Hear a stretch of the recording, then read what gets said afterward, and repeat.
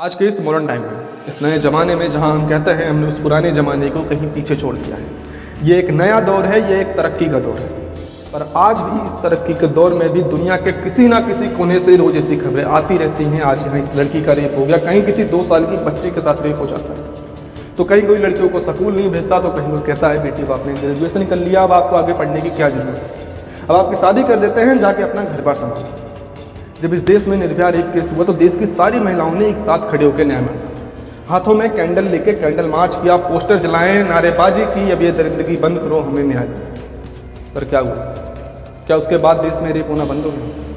नहीं, और ना बंद हुआ था ना बंद होगा, क्योंकि भैया मांगने से सिर्फ भीख मिलती है, हक नहीं मिलता। हक के लिए लड़ना पड़ता है, और लड़ने के लिए चाहिए ताकत। और ये ताकत कहाँ से आएगी? जिम में जाके बॉडी बनाने से आएगी क्या यह ताकत? नहीं, जिम में जाके 2 डंबल उठा लेने से ये ताकत नहीं आएगी, क्योंकि तुम्हें लोगों से नहीं, उनकी सोच से लड़ना है।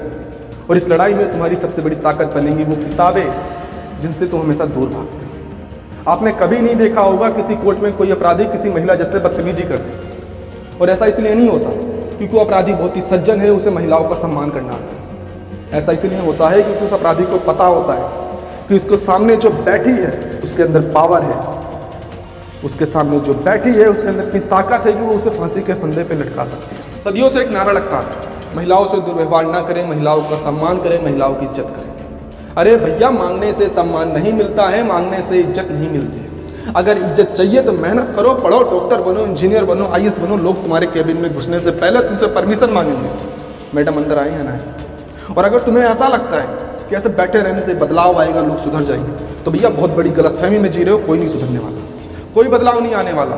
साला इधर एक सुधरता है, उधर 100 पैदा हो जाते हैं। और जनाब, ये जो दुनिया है ना, ये जंगल की तरह। यहाँ सिर्फ 2 तरीके के लोग रहते हैं, एक शिकार, दूसरा शिकारी। अगर शिकार को जिंदा रहना है तो उसे अपने शिकारी से दूर भागना होगा, और अगर शिकारी को जिंदा रहना है तो उसे अपने शिकार की ओर भागना होगा। पर भागना दोनों को पड़ेगा, तब तक जब तक कि दोनों की सांसें चल रही। तो लड़ना तो तुम्हें भी पड़ेगा तब तक जब तक कि तुम्हारी सांसें चल रही। तो अब ये तुम तय कर लो कि शिकार बन के जीना है या शिकारी। आने वाले कल में तुम्हारे साथ जो कुछ भी होगा, अच्छा या बुरा, उसके जिम्मेदार सिर्फ तुम रहो, क्योंकि आज तुम्हारे पास मौका है अपने आने वाले कल को लिखने का। आज ये किताबें तुम्हें अपने सर का सबसे बड़ा बोझ नजर आती हैं, पर अगर आज मेहनत नहीं की ना, तो आने वाले कल में तुम अपने आप को इस धरती का सबसे बड़ा बोझ समझोगे। और वैसे भी आज भी ऐसे बहुत से लोग हैं जो लड़कियों को सिर्फ एक बोझ ही समझते हैं।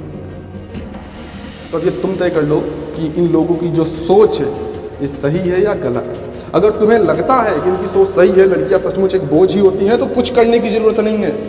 आराम से बैठो और इंतजार करो उसका जो इस बोझ को जिंदगी भर उठाने को तैयार हो। और अगर लगता है कि इनकी सोच गलत है, ये लोग गलत हैं, तो उठो और मेहनत करो और गलत साबित करो उन लोगों को। सबको नहीं मिलता ये मौका। आज भी ऐसे बहुत से गांव दराज के इलाके हैं जहां लड़कियों को सिर्फ 12th करा के छोड़ दिया जाता है, वो भी सिर्फ फॉर्मेलिटी के लिए, ताकि उनकी शादी हो जाए। जिस कंपटीशन की तुम तैयारी कर रहे हो, जो डिग्री तुम ले रहे हो, ऐसे कंपटीशन से, ऐसे कोर्सेज से उनका कोई दूर दूर तक वास्ता नहीं होता। उन्हें नहीं पता कि कंपटीशन क्या होता है, ये किताबें क्या हैं।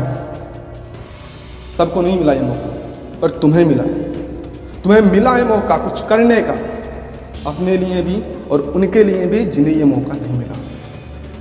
अब देखना ये है तुम क्या करते हो।